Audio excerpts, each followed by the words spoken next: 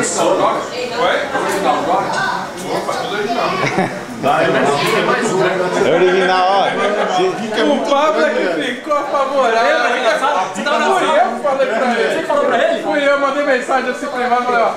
Pablo, ó, não é por nada não, o cara mexe com... O cara caça pirata.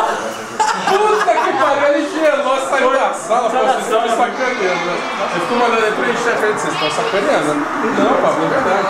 Porra, puta, fudeu. Eu lembro, velho.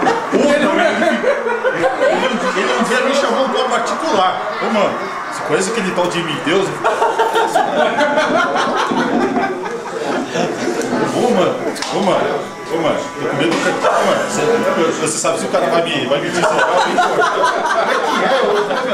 Como é que é a ideia? Não, mano, quem trabalha na Microsoft, velho.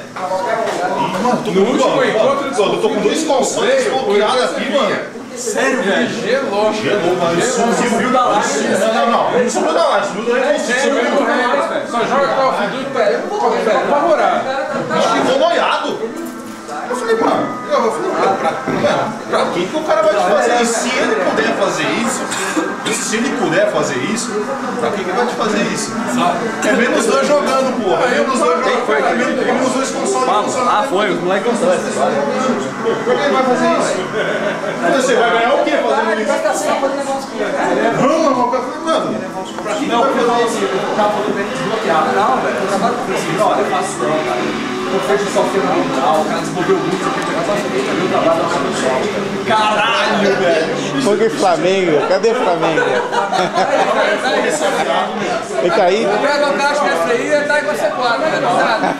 Deixa eu filmar as caixas lá, ó. Ele falou, eu vou pro outro ataque.